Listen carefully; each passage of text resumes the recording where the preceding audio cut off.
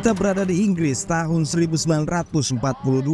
Sebuah dokumentasi sedang diputar di layar hitam putih, mengabarkan kalau Jerman sedang unggul di semua teater tempur. Eropa sendiri sudah diremukkan dengan singkat dan tak ada kekuatan lain yang seimbang untuk head-to-head melawan mereka. Bahkan Amerika pun sangat kewalahan dalam mengirimkan tentara dan bantuannya untuk menyeberangi Atlantik menuju Eropa karena memang samudra ini sudah penuh dengan U-boat Jerman. Lalu apa langkah sekutu menghadapi hal ini sementara armada angkatan laut mereka seperti kehabisan akal melawan kapal selam Jerman? Winston Churchill, Perdana Menteri Inggris saat itu mengusulkan pada Gabbins dan Ian Fleming jika satu-satunya langkah paling efektif adalah dengan memutus rantai suplai U-boat tersebut. Balas dendam seperti ini memang yang paling praktis. Karena Jerman sudah memutus rantai suplai sekutu di Atlantik dengan kebrutalan U-boatnya, maka cukup adil kalau kini giliran sekutu yang mengganggu jalur logistik untuk U-boat. The Germans cut off our supply chain with U-boats. We cut off the supply chain to the U-boats. Nah, lantas di mana pangkalan logistik U-boat ini yang paling cocok untuk disabotase? Menurut intelijen Inggris, tak lain dan tak bukan adalah dermaga di Fernando Po, yang sekarang kita kenal dengan nama Pulau Bioko. Satu pulau yang berada di Guinea Khatulistiwa di dekat Kamerun dan Nigeria. Tak hanya depo logistik, di sini juga ada garasi dan bengkel U-boat yang besar. Dan secara operasional, semuanya dijalankan dengan 3 kapal. 2 kapal tunda yakni Bibundi dan Likomba, serta 1 kapal suplai Itali bernama Duchessa di Aosta. Tinggal yang dibutuhkan di sini adalah sekelompok tentara gila untuk menjalankan misi rahasia ini. Terlalu rahasia sampai secara statusnya, misi ini bukanlah misi resmi yang diakui militer Inggris, kecuali oleh Winston Churchill sendiri dan beberapa orang di lingkarannya.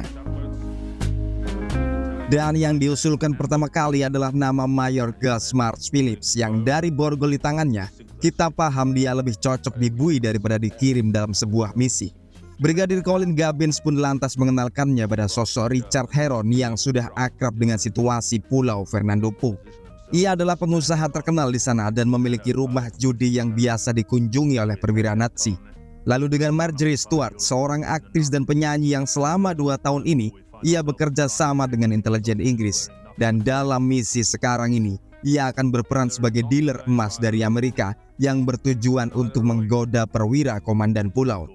Dan selanjutnya adalah Ian Fleming. Nah, sebagai info, ada 2 nama yang mungkin sejauh ini tak asing di telinga kalian.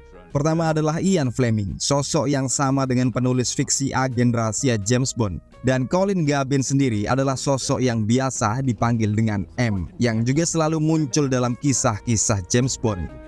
Gus selalu di-briefing soal misinya yang diberi tajuk Operation Postmaster ini. Misi yang bertujuan untuk melumpuhkan pergerakan U-boat Jerman di Atlantik Utara. Dan cara yang paling manjur adalah dengan menghancurkan kapal Duchessa di Aosta. Kenapa? Karena kapal kargo ini mengangkut sedemikian banyak torpedo kapal selam, tapi juga filter karbon dioksida untuk seluruh armada kapal selam Jerman. Nah, filter karbon dioksida meski terdengar remeh tapi sangatlah penting. Karena setiap U-boat Jerman pasti membutuhkan filter CO2 ini. Sebab hanya dengan perangkat inilah mereka bisa mendapatkan oksigen selama di dalam laut. Dan kalau filter ini sampai rusak ketika U-boat sedang patroli, mereka hanya bisa mengambil oksigen di permukaan laut.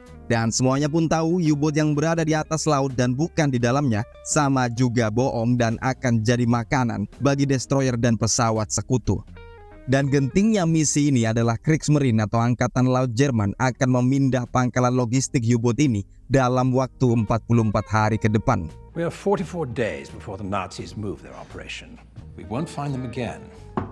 Maka dari itu, kalau tak disergap secepatnya, Samudra Atlantik akan terus dikuasai oleh Jerman entah sampai kapan. You'll be posing as fishermen, sailing down the west coast on board a trawler loaded with enough explosives to destroy the Duchessa. Gus yang sadar jika misi ini bakalan liar langsung merequest kalau ia harus membawa krunya sendiri, yang pada dasarnya mereka semua adalah orang-orang. Man, they'll need to be. Give us their names. Pertama ialah Anders Lassen, tentara asal Denmark yang berlatar belakang pemburu. Seorang expert untuk urusan pisau dan panah yang nantinya juga akan bergabung dengan SAS, unit pasukan komando Inggris. Kedua adalah Freddy Alvarez, seorang penyelam tangguh yang juga ahli bahan peledak, serta Henry Hayes, serdadu muda asal Irlandia yang juga seorang pelaut serba bisa. Dan yang terakhir dan paling penting adalah Jeffrey Apple. Yang sayangnya, Jeffrey ternyata sudah dikirim oleh Inggris terlebih dulu ke Pulau Fernando Po, dan sayangnya lagi, ia malah tertangkap Jerman dalam tugas spionasenya tersebut. No Apple, no mission. Dan karena Gus sangat ingin membawa Jeffrey Apple, maka yang harus dilakukan adalah membebaskannya dari cengkraman Jerman di La Palma, sebuah pulau yang masih satu area di pantai barat Afrika. Kita berikutnya tiba di 25 hari setelah briefing misi ini dan tinggal 18 hari lagi untuk sampai di Pulau Fernando Po. Seperti di awal film dijelaskan bahwa Jerman sudah melanglang di semua sudut Samudra Atlantik, yang kini lautan ini dijaga ketat oleh lebih dari 130 U-boatnya. Tapi bukan kapal selam yang tampak kali ini, melainkan sebuah perahu yang mengangkat awak cruiser Jerman. Kini mereka merapat pada perahu nelayan sipil yang sejauh ini mengaku berasal dari Swedia. Swedish, but I speak a little English.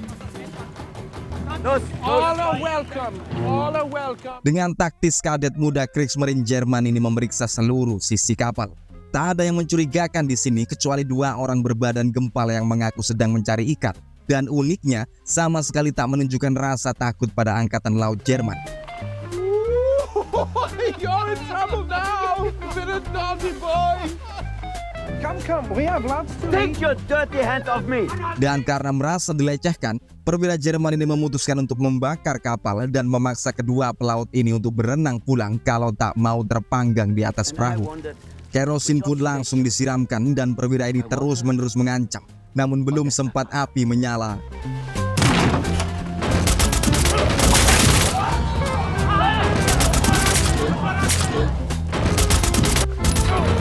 singkat saja kebrutalan ini terjadi dan sekarang dari kejauhan seluruh isi kapal patroli Jerman merasa ada kejanggalan sedang terjadi dan langsung mengarahkan meriamnya. Sembari memberitahu kita bahwa sebenarnya isi kapal ini tak hanya dua orang melainkan 4 pria yang berasal dari Inggris yang seakan saat ini mereka semua tiada takutnya ditarget meriam Jerman. Ini karena seorang penyelam bernama Freddy ternyata sudah terlebih dulu menanam peledak yang sekarang langsung malam harinya di pantai Gading yang juga sudah dikuasai oleh Jerman. Marjorie dan Heron berada di dalam kereta api menghabiskan waktu memesan makanan. Kereta yang juga dinaiki oleh para serdadu Wehrmacht tentu saja. Bof, fromage, le beurre, le pain. Ça suffit. Di saat yang tepat, Marjorie pun langsung melakukan triknya. Ia maju sengaja memancing serdadu mabuk ini untuk menggodanya, sembari membawa koper untuk ditukarkan. I'm exhausted. Tapi ada seorang jenderal turut campur. Nah, jelasnya jenderal ini langsung mengambil alih Marjorie dari keisengan anak buahnya. Tapi Marjorie paham jika mata jenderal tua ini juga sama-sama menginginkan dirinya. Sampai Heron pun datang menyusul mencairkan suasana. Seketika mereka pindah ke gerbong yang aman, pintu langsung dikunci dan koper curian ini dibuka, diperiksa.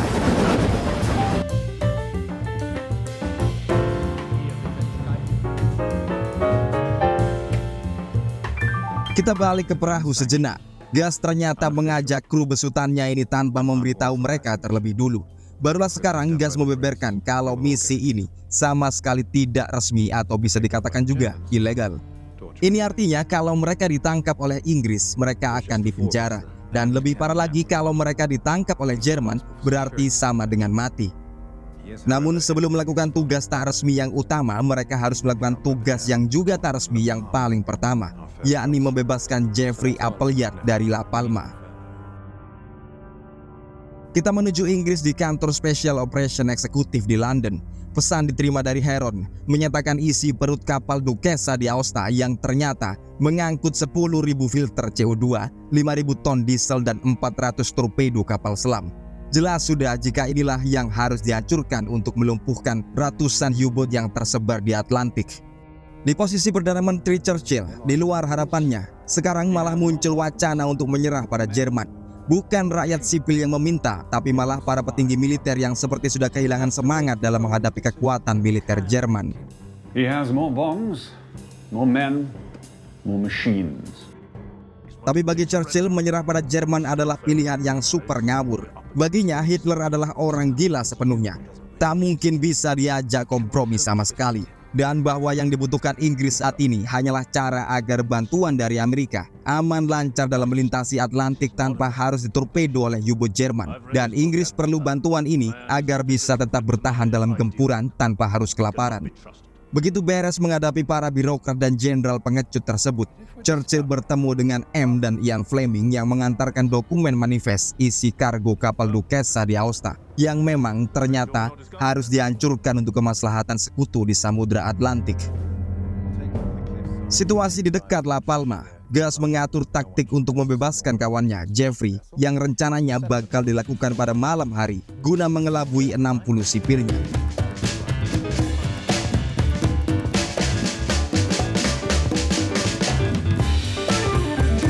Penetrasi pun dilakukan, tiap orang berpakaian sipil dan membawa stand gun dengan peredam suara.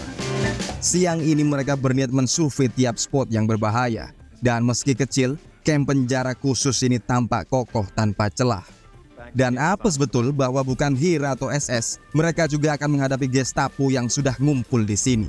Krugers yakin jika Gestapo mampir ke kamp ini hanya untuk membawa Jeffrey Apple.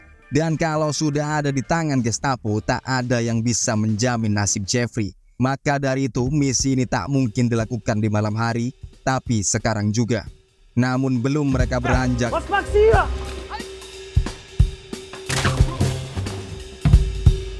sejauh ini panah Anders Lassen sangat efektif. Ia pun maju dan meneruskan hobinya ini.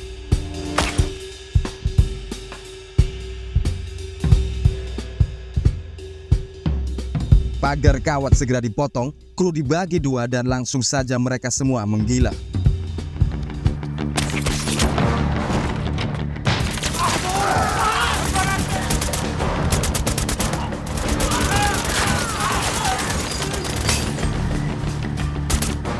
Untung saja ada sebuah Sonderkraftfahrzeug yang sedang rewel mesinnya yang makin membuat suara tembakan kru Gus tak terdengar. Meski akhirnya situasi menjadi chaos saat Lassen melempar granatnya. Jelas sudah ini bukanlah stealth action sama sekali.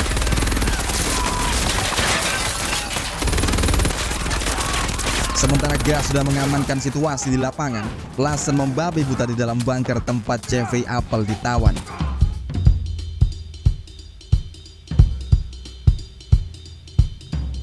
Sampai pada akhirnya Jeffrey berhasil dibebaskan. Jolly thoughtful of you. Apple, old boy. Kesemuanya pun berkumpul di posisi yang sama dan pada akhirnya membumi hanguskan tempat ini. Terlebih dulu kita menuju ke Pulau Fernando Po. Heron dan Marjorie sudah sampai duluan di sini. Keduanya pun langsung heran. Berbeda dari sebelumnya, kenapa saat ini semakin banyak serdadu Jerman yang mangkal. Ditambah lagi, pertahanan Jerman juga semakin diperkuat. Tapi tujuan misi Marjorie di sini yang sejati adalah seorang bernama Henry Fleur, yang kini Herod menemuinya untuk mengenalkan Marjorie. Hallo, Herr Herren ist hier, Sie gesehen. Soll reinkommen. Mengenalkannya sebagai perempuan pedagang emas asal New York. Dan tanpa diajari, Marjorie pun memulai komunikasi dengan cara yang genit. Because you'll make more money and have lots of fun whilst doing so. Tapi setelah ini Herod menasihatinya untuk tetap waspada dan berhati-hati. Karena di pulau ini semuanya paham kalau Henry Fleur adalah seorang psikopat. Setelah ini dan demi memuluskan misinya, Heron akan mengadakan sebuah pesta besar-besaran yang ia jamin bakal membuat semua orang terlena sekaligus membuat dermaga menjadi kosong dan aman untuk dimasuki oleh Gus dan krunya. Sedang tugas Marjorie saat pesta ini nanti terlaksana adalah merayu Henry Fleur. Mereka berdua bertemu lagi dan sejauh ini Henry Fleur tampak sudah terperangkap kecantikan Marjorie. Sedangkan di meja bar, Heron mendengar dari seorang serdadu Spanyol yang mabuk mengatakan kalau kapal Duquesa akan berangkat 3 hari lebih awal. The Duquesa is leaving the harbor early. 3 days earlier. Artinya apa? Tentu saja ini jelas mengacaukan jadwal sabotase yang sudah dirancang oleh Inggris. Tapi untuk sekarang, Heron pura-pura gembira mendengar hal ini. Beberapa jam kemudian Heron dan Marjorie masuk ke safe house-nya dan langsung melapor ke markas intelijen Inggris. Kita melaut lagi, kapal gas sudah angkat sauh dari La Palma dan masih berjarak 15 hari jauhnya dari Pulau Fernando Po. Sekarang krunya sudah komplit dengan bergabungnya Jeffrey sebagai strategis. Ia memberikan proposal untuk mengambil rute jauh demi menghindari kapal selam musuh yang ada di sepanjang Mauritania sampai Nigeria. Tapi kabar diterima dari Ian Fleming dan M memberitahukan kalau kapal Duquesa akan minggat dari pelabuhan 3 hari lebih awal, memaksa mereka semua harus tiba ke Fernando Po lebih awal juga. Kalau mereka mau mensabotase kapal Duquesa, mereka terpaksa harus mengubah rute perjalanan menjadi lebih pendek. Ketika berjarak 12 hari dari Fernando Po, Gus mendengar kabar kalau London kondisinya sekali lagi dibombardir oleh Luftwaffe. Kurang lebih sama dengan kondisi lautan yang kini dilintasi oleh Gus, yang juga sangat marak dengan pertempuran antara Angkatan Laut Inggris melawan Kriegsmarine. Dua belah pihak yang jelasnya sungguh ingin mereka hindari sejauh mungkin. Pada akhirnya Fernando Po sudah semakin dekat. Hanya 2 hari lagi mereka bisa merapat. Namun dari cakrawala ada satu objek yang tak asing lagi muncul di dalam teleskop. Hold fast, Maid Honor. Nothing exciting here. We're just Swedish fishermen. Sekali lagi mereka mengaku sebagai nelayan Swedia. Tapi ternyata sang kapten sudah mengenal Gus dan Lassen dari reputasi mereka. I want to hear Marge Phillips have a go. Dan jelas aturan adalah aturan, perintah adalah perintah. Mereka akan tetap ditangkap untuk dikirim ke penjara. Good effort, Major, but I'm afraid you're going to have to come with us. Namun untungnya, radar destroyer ini justru menangkap ping dari U-boat yang tiba-tiba saja muncul mengacaukan suasana. Dan jelasnya, mau tak mau harus dilayani terlebih dulu. U-boat, bearing 273. Adanya U-boat musuh ini menjamin satu kesempatan apik bagi Gus yang juga langsung kabur.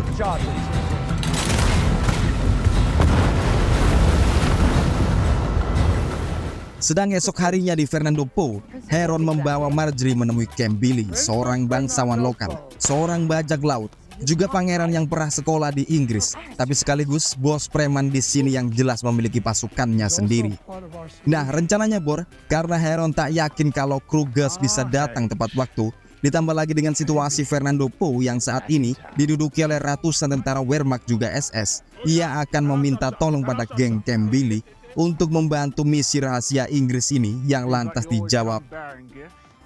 I'll give you a tug and 12 of my best men, including yours truly. Camp Billy akan menyediakan tugboat atau kapal tunda dengan 12 anak buah terbaiknya. Maka beberapa jam lagi mereka semua rendezvous di tengah laut dan ternyata Gus malah sudah tahu siapa Camp Billy yang dulunya adalah seorang kapten kriket sewaktu masa sekolahnya di Eton, Inggris. Dan sesuai janjinya, Camp Billy akan meminjamkan gangster terbaiknya untuk Mayor Gus lengkap dengan persenjataan mereka sendiri. Oh yeah, show them the iron.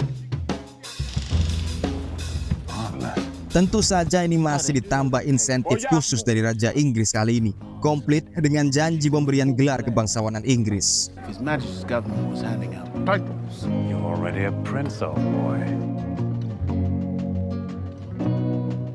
Jika jadwal tak berubah lagi, kapal Duquesa akan berangkat besok pagi.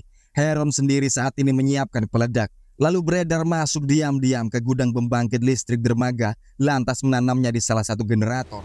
Penting bagi Heron untuk meledakkan tempat ini karena kru Mayor Gus butuh kegelapan dalam menjalankan misinya nanti malam. Tapi... dan Heron masih punya caranya sendiri. Was machen Sie hier? Was machen Sie hier?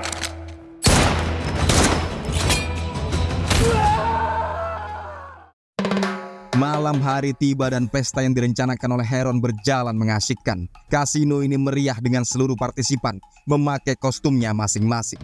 Marjorie sesuai diharapkan juga berhasil merayu Henry Fleur untuk datang ke pesta ini. Mereka berdua berkostum Cleopatra dan Julius Caesar. Dan secara cerdik, Heron membagi pestanya dalam 2 tempat. Satu pesta VIP untuk para perwira tinggi, dan sisanya adalah pesta di gudang dermaga bagi para serdadu kerucu. Dari kejauhan, Gus mengamati dan mengatakan, We move when the lights go out.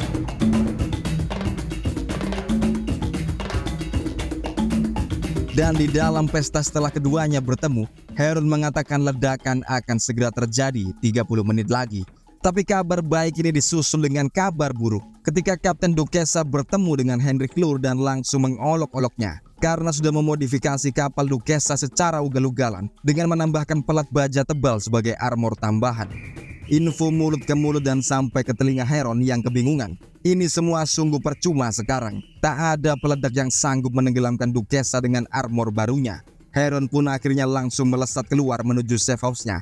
Dan 30 menit juga sudah berlalu.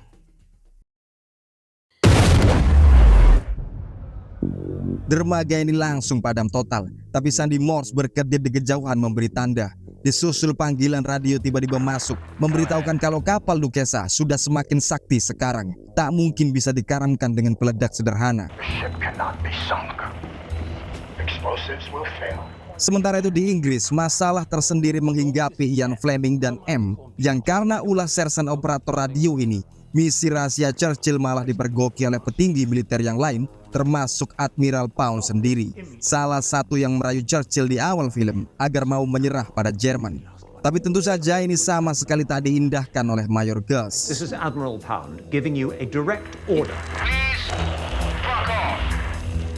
You will spend the rest of your lives locked up at His Majesty's pleasure. Churchill pun juga ditelepon dan terancam ia akan dilengserkan oleh Parlemen Inggris. Prime Minister, I'm afraid we've been discovered. Tapi seakan tak peduli dengan resiko politik ini, Churchill tetap ingin Operation Postmaster dilaksanakan apapun caranya. Dan disinilah Jeffrey Apple berperan. Why don't we steal them? Sebagai ahli strategi, ia menyarankan agar Duquesa tak perlu ditenggelamkan kalau memang tak bisa tenggelam. Tapi kan mereka bisa menyandra kapal ini, mencurinya dan menggiringnya masuk ke perairan internasional agar nantinya mereka dihadang oleh Angkatan Laut Inggris. We sail into international waters and hand everything over to the Navy. Let's steal some birds. Campbell yang sudah kadung kecemplung misi ini mau tak mau terpaksa mengikuti proposal baru dari Jeffrey Apple. Meski sekarang resikonya ialah bakalan lebih banyak darah tertumpah dan nyawa yang melayang. Pertama-tama Jeffrey Apple dan Anders Lassen akan meluncur ke Duquesa dan meledakkan ruang komunikasi dan jangkar raksasanya. Mereka berdua bakal dibantu dengan beberapa anak buah Campbell. Sementara Mayor Gus dan Henry Hayes akan memasuki dermaga dan menghabisi prajurit yang sedang berjaga atau patroli. Lalu Freddy Alvarez juga bakal dibantu dengan anak buah Campbell untuk meledakkan tangki bahan bakar dan Schnellboot atau kapal cepat milik Jerman. Sementara Campbell cukup standby dengan kapal tundanya menunggu perintah untuk menarik kapal Duquesa. Kesemuanya pun langsung menjalankan tugasnya masing-masing. Termasuk Marjorie yang masih terus berpesta di Kasino Heron. Mati-matian ia menjaga agar Henry Clure tetap di sini dengan cara sensualnya.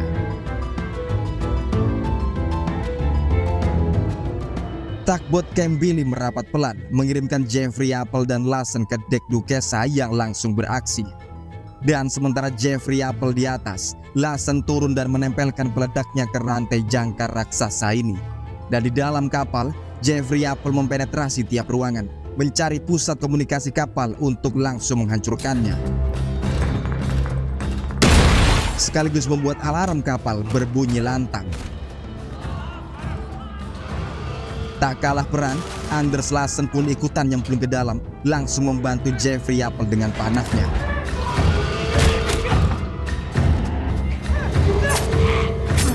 Dan di dermaga berbekal jaket panjang Gestapo, Mayor Gus membabat habis sisa prajurit yang masih berjaga. Sedangkan Freddy Alvarez juga sudah mulai menancapkan peledak ke Schnellboot Jerman yang sandar di sini dan mengatur waktu detonasinya. Untuk berikutnya, ia menuju ke tangki bahan bakar pulau ini.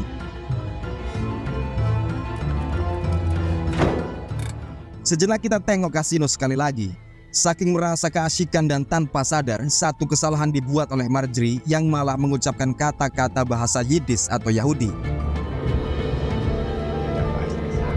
Ini langsung membuat Nur sadar siapa sosok Marjorie yang sesungguhnya. Nafsu birahinya seketika berubah menjadi nafsu membunuh.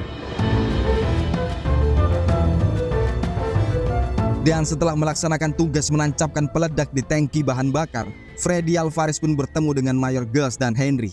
Sekarang mereka menuju ke gudang dermaga tempat pesta kedua, pesta serdadu Kruco sedang berlangsung, yang ternyata masih terang tanpa listrik karena lampu-lampu minyak. Tak banyak cakap, Heron langsung menggembok pintu gudang ini.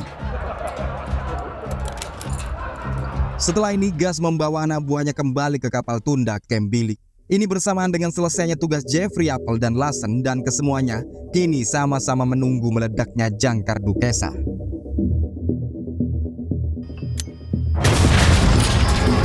Bunyi ledakan yang juga terdengar dari gudang pesta yang sayangnya pintunya sudah dikunci oleh Heron.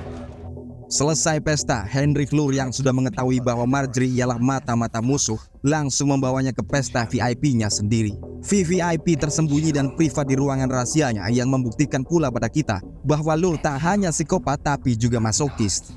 Namun dari luar, tangki bahan bakar meledak hebat.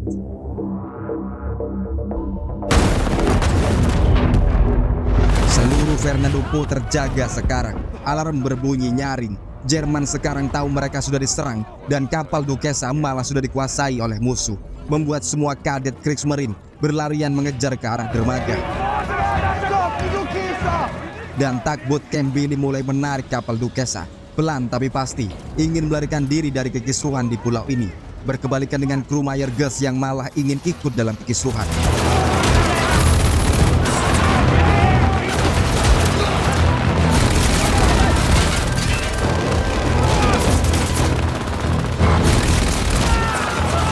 Tapi kalah jumlah kepala akhirnya membuat kru Mayor Gus terdesak dan Henry Hayes malah tertembak jatuh.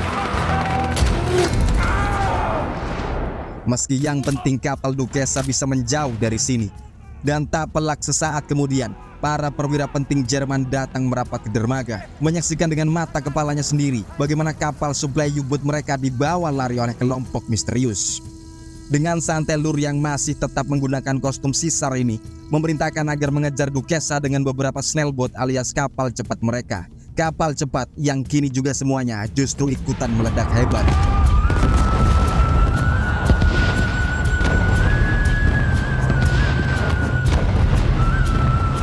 Bersamaan dengan ini datang pula Marjorie dengan tangan terborgol. Lure mengancam kalau ia akan membalas Marjorie 1000 kali lipat di ruang rahasianya setelah sabotase ini. Tak tahu kalau Heron sedang mengawasi mereka dari kejauhan dan Mayor Gus sendiri masih menunggu di kapalnya bersama Camp Billy. Dan untung saja Marjorie ternyata masih punya kejutan terakhir datang dari tengah pahanya.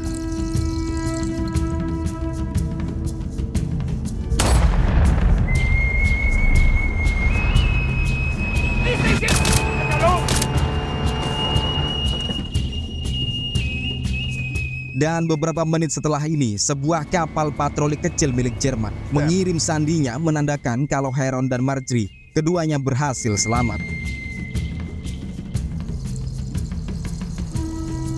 Selesai semua keliaran dan kegilaan di Fernando Po, Duquesa dan kru Mayor Gus akhirnya masuk ke Lagos yang berarti juga perairan internasional.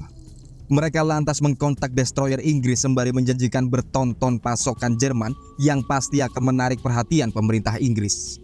Demikian pula Winston Churchill yang langsung juga dikabari.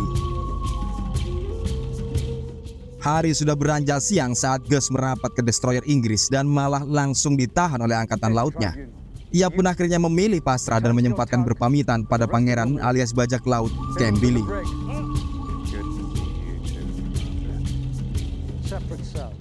Keesokan harinya, sebuah artikel di koran Inggris mengabarkan kalau ada 3 kapal Italia menyerahkan diri ke angkatan laut Inggris tanpa membeberkan publik Inggris jika ini adalah Duquesa yang dicuri oleh Mayor Gus dan kawan-kawannya.